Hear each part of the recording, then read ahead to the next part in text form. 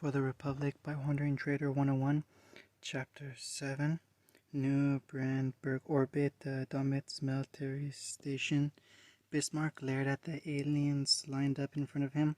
There were 30 of them. They were all various species. The most were from one called Batarians. These were the survivors of an attempt to raid on German merchant vessels headed to the Citadel. It seemed that they underestimated the ship of the Raw Marine Space Navy. Space piracy, though rare, wasn't unheard of in human space. Criminals and terrorists would occasionally get their hands on a mothballed military ship or weld guns to a civilian vessel and raid shipping or undeveloped colonies. They were always dealt with swiftly by the all-human nations, though Germany had a special way to go about it. What you've done is a serious crime, not just here, but in all civilized space, he said, glaring at each alien in turn. In most species, you'd be tossed in prison or executed. We Germans, however, feel that you should give back to society, so congratulations. One male Batarian was brave enough to ask, congratulations for what exactly? Your new positions, of course. Welcome to the Starf Battalion. You've all just been drafted. Bismarck replied with a smile. The number of years you will have to serve will depend on your position in the crew. With commanding officers serving longer, you all will have to serve at least 5 years, regardless of position. Expression of shock and anger were on the faces of most of the aliens, especially the Solarians. They were known for, in comparison to other species, relatively short lifespans. 5 years to a Solarian is a very long time. None of them acted out on their anger. The dozen heavily armored guards watching the proceeding made sure of that. Bismarck did notice some were completely unfazed by this new development. He was referring to the Asari. There were only 4 of them in the group, all maidens by their youthful appearance. They probably joined this pirate group because it would be exciting. For some of you, however, he said, turning his attention to Asari, 5 years isn't all that effective a punishment. I know our Asari recruits shall be sentenced to better fit their lifespans. We'll hammer it out later, but I think 100 years is a good start. One of the Asari, the younger of the few, stepped out of line and shouted at him. But you can't do that. I can and I will, he replied casually. I am a citizen of the Asari Republic. You can't treat me like this. I have rights, she yelled. No, you are a pirate and a criminal. You can't treat... You forfeited those rights the moment you decided to steal. Though if you prefer, we could deal with you the way the Turian hierarchy deals with pirates. I believe it involves tossing you all out the nearest airlock, he said quietly. Everyone glanced at Bismarck's statement and the look on his face that made it clear he was 100% serious. The young Asari closed her mouth and stepped back in line. Do you hear any other disagreements? Bismarck asked, hearing nothing but silence. No? Good. You all ship out to basic training immediately. Terra Nova, New Syracuse, Caesar Summer Palace. I admit, generals, I find your offer to be unexpected, Caesar said to the 2 Turian generals seated in front of him. The Primarch would like to mend human-Turian relations after the incident, said General Auric. Caesar raised an eyebrow at the word incident. That wasn't an incident, he thought. That was a damn war. Your fleets are powerful, and having you patrol with us would be a big help in rooting out pirates and slavers, said General Orina, a female Turian. They must have been really impressed with the Terra Nova defense fleet, Rome's biggest and only dreadnought-type ship. Happened to be in the system after returning from its trial flight. The Executor class was the biggest ship ever built by the humans at 19,000 meters. It was also ridiculously slow, had many weaknesses, and a crew the size of a small city. After construction, it was decided that it could not fulfill its duties as a battleship, so it was turned into a carrier instead. On the bright side, its large size allowed it to carry thousands of fighters, dozens of corvettes, and even a couple of frigates. AIs predicted it could wreck a half of the Republic fleet single-handedly on a good day. He still thought it was a bit of a waste of money. I am flattered that you'd consider us. Many would think that you'd ask the Republic for help. It's no secret they have the most ships out of all of us, said Caesar. The Republic didn't want to dedicate any ships to patrolling for criminals. They are content to guard their own territories and those of their allies, said Arena. That's pretty much the Republic military in a nutshell, thought Caesar. When not at war, the human military were more or less glorified security guards. They kept the borders secure, maintained bases and outposts, and defended allied city-states. Occasionally, throughout history, some barbarian tribes would get uppity and do something that brings the entire Republic military down on them, reminding the world that they are still a very efficient fighting force. Not to mention, said General Oraka, our people have much in common. Your Rome remind me very much of us Turians. Our values are more or less the same, and our cultures are very similar. That much was true. The Turians shared many cultural similarities with Romans, like having different tiers of citizenship and the emphasis on a strong military. After thinking it over, Caesar saw no major cons to the offer. Patrolling with the Turians will not only improve relations with them, but give them some leverage in future council sessions. General, on behalf of the Republic people, said Caesar, I graciously accept. USR Alliance, a near colony of Haven. The colony of Haven was relatively new. It only had a population of a few thousand people, but it was steadily growing. The previously dormant mass relay in the system was activated after it was discovered to lead to an area of the terminus system that remained some relatively peaceful independent colonies. This made Haven likely to become an import trade hub in the future. In terms of protection, it had usually had a few corvettes and defense satellites, making it a lightly defended colony. At the moment, however, it was one of the most heavily defended systems in Republic space, with the Republic's second fleet in the system. That wasn't all, though. A few hours earlier, ships started pouring out the reeling. They just kept coming and coming. The Haven territorial militia panicked and called the Navy. Less than an hour later, a small fleet hyperspaced in. By the time they got there, the number of ships that came through the relay were well over a few dozen. Before the situation could escalate, transmissions from the still growing fleet of ships identified themselves as the Korean migrant fleet. The commander of the Republic fleet ordered them to stay put while a diplomat was dispatched. That diplomat happened to be the Wanderer himself, who just happened to be at Vietnam, which was a few systems away, dedicating memorial to those that died. The Wanderer, after the dedication, boarded the Hunter-class cruiser Alliance and made the jump to Haven. The Quarians had to send a shuttle to pick up the Wanderer and his guards, since they didn't have any ships capable with the Quarians' airlocks.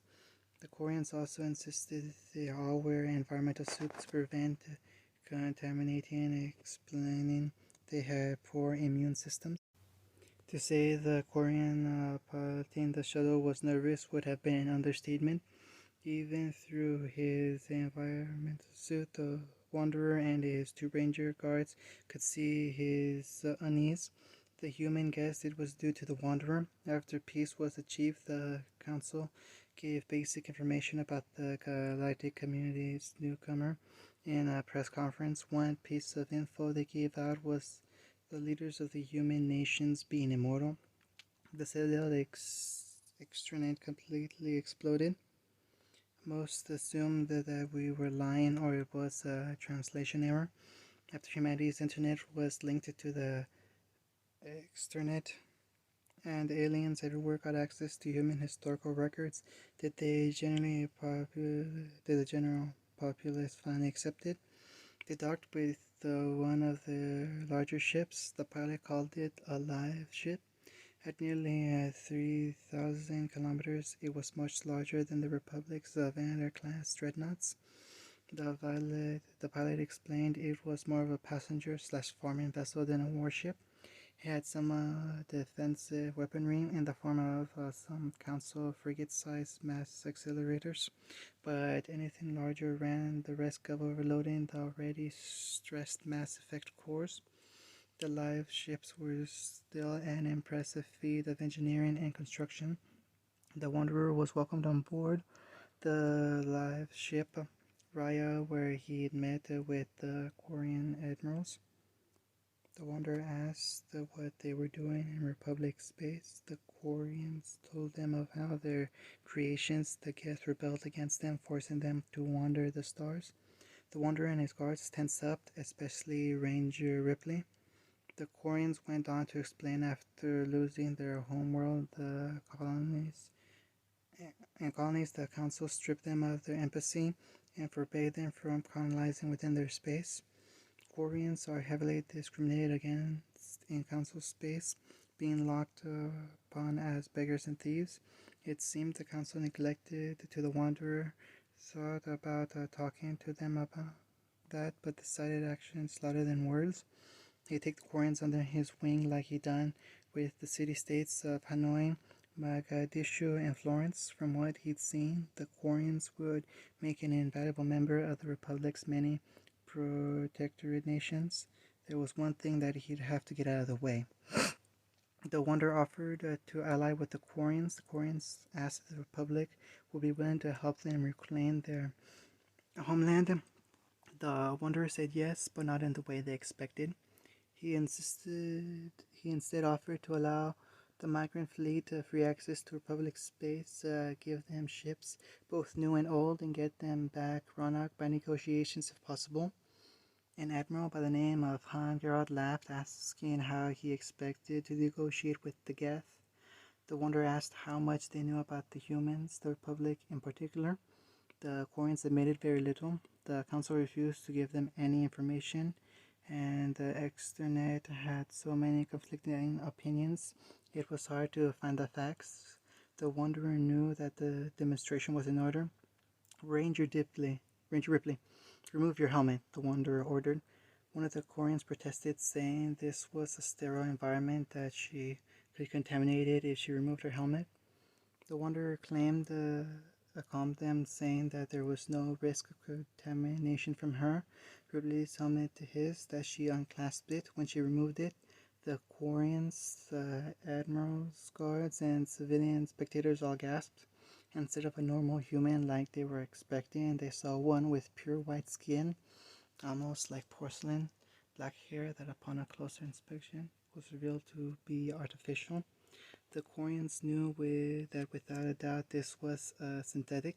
Seeing that all hell was about to break loose, the Wanderer yelled, "Hey!" grabbing the attention of everyone in the room. "Before you all freak out, I would like to say that Ranger Ripley is not the Geth, and neither are any of the Republic's synthetic citizens. They are recognized by United Nations law as human beings and have our trust. I'm going to make you an offer. You can put your fear behind you and let us help you, or you can continue living in fear. Your choice." The Quarian admirals deliberated in private for a few minutes before returning. "On behalf of the Quarian people, we accept your offer. Carthaginian space, colony of Libya, city of Oya, Dido's summer palace." What is Carthage? If you asked the Wanderer, he would probably say a valued ally or something similar. If you asked Bismarck, he would say their main trading partner. If you asked Caesar or Catherine, they would say the Republic's lacking, all of them including, to Dido's displeasure, the last one were more or less true. The Republic and Carthage had been friends for so long as she can remember, which is pretty long. The Republic defended them when the Nazis invaded. The Republic traded with them when their coffers were low. They even shared the same religion, at least until the rise of Islam. The Republic Protestantism was still followed by some, though Caesar and Catherine accused her of being the Wanderer's lapdog. They couldn't deny it had its perks. The Hunter-class cruisers and Accumulator-class frigates in their navy were pretty good perks, not to mention the permanent defensive pact between them. The Wanderer was also a friend she could trust, which in her book was high praise indeed. Contrary to popular opinion, Carthage was a powerful nation in its own right. They didn't have a strong military, advanced technology, large territory, or powerful culture. What they did have was money, and lots of it. On Earth, Carthage had the second strongest economy of all the human nations. The only reason they weren't at the top was the large amount of resources the Republic sat on. When humanity took to the stars, Carthage quickly moved to first place with new resources at their disposal from their colonies. Carthage now had a treasury full of gold and was responsible for making a universal currency. The human credit, HC, was similar to the Citadel credit, CC, in some ways, but vastly different in others. HC were both digital and physical, while CC was purely digital. This made it fairly easy for anyone with basic hacking skills to steal large amounts of credits from the unsuspecting. CC was also the currency, while HC was backed up in gold.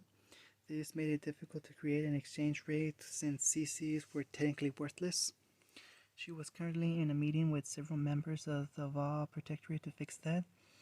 The Valis reminded her a lot of Carthage. The only difference was that instead of a friendly relationship with a stronger power, the Valis had a master. A Turian and some Valis would protest, calling it a mutually beneficial relationship, but any idiot can see the Turians were benefiting the most. By all rights, the hierarchy and by extension the council would have collapsed economically if the Valis were to keeping their treasuries full. To add insult to injury, they get little to no recognition despite single-handedly creating the galaxy's economy and keeping it afloat. Data could see an opportunity. The Valis weren't the only neglected Citadel species. The Hanar, Drell, and Elcor were all ignored by the Council. He'd start off slow at first, giving them generous trade deals and forging better relations. The military alliance, despite being the weakest human nation, the Carthaginian navy was still very powerful. Promises to give them priority and tech deals will help bring them closer. Before the council finally notices, Carthage would have already stolen their associate races away. Unclaimed system near Terminus, Russian border. First Fleet Russian Navy, SSV Rodna, MC-80 Dreadnought. Catherine checked her equipment over once more before joining the rest of her squad in the dropship. It was a LAT slash they bought off the Republic. It wasn't Russian, but it will do. She was on another of what Caesar called her excursions. Every decade or so, she would choose a job at random from the inside of her hat and work it until the next. This decade, she pulled out soldier, one she hadn't picked in a while. She started doing it around the same time Russia embraced socialism. She wanted to do her part and help her people in a more personal manner. That and it helped us stave off boredom. Not to mention, it was amusing for both her people and herself to see one of the most powerful humans on Earth working a blue-collar job. It also gave her some skills she could use in her everyday life. She built her summer palace on Belarius all by herself. Granted, it wasn't really a palace and more of a small house by a lake, but it was still nice. She hadn't been a soldier in a couple of 100 years. That was when her people were still using muzzleloaders. Needless to say, she had a lot of bad habits to unlearn. Her squad leader, Sergeant Victor Resno, was patient. He taught her to be a very deadly soldier. She used a submachine gun in combat, a PPSH 41. It was an old model, but as the Wanderer would say, if it ain't broke, don't fix it. It could still kill, and very effectively despite its old design.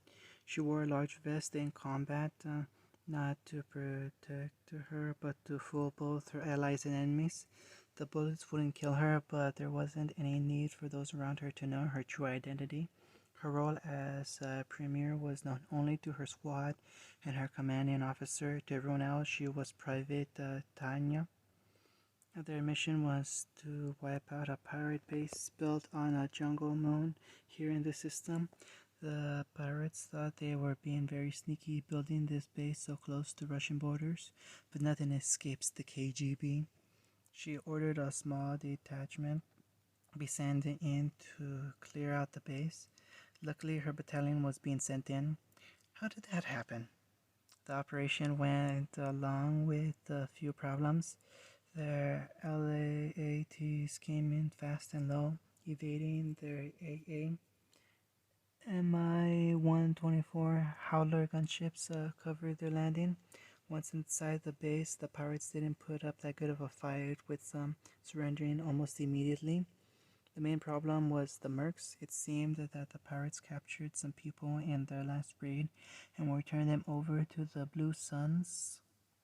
The Blue Suns, she read, was mostly a Batarian outfit with the odd Turian or Krogan. They were officially a private security company, but in reality they were just better armed thugs. The Blue Suns didn't usually sell slaves to the hegemony, but they were known to do it when short on credits. This must be one of those times.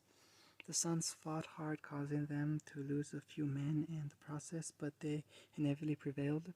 Slavery was never really practiced on Earth. It was seen as something only barbarians would do. She could still remember hearing how workers would get dragged off to an uncertain fate. She gave Reznov a look of grim approval when he ordered all the Blue Suns against the wall and for them to fire. Officially, the Russian military was against executing unarmed prisoners, but she knew their CEOs wouldn't make a fuss. They'd probably give him a medal. They opened up the cage and released the prisoners. The pirate said their last raid was an Anari passenger ship, so the prisoners were mostly sorry. Many of the Sari showed sign of being abused, as her squad mates helped carry out the more injured. Catherine kneeled next to one who was too weak to stand on her own. She offered the Sari an arm, which she hesitated to take. Thank you, the Sari said quietly. You're welcome, Catherine replied, giving her a reassuring smile. The Sari returned it before frowning. Haven't I seen you before? Wait, you're... Shh! Catherine interrupted her. It's best that didn't get out. Think of it as our little secret, so you know who I am. Can I get your name? The Asari thought about it for a moment before saying, It's Mornth. End of chapter 7.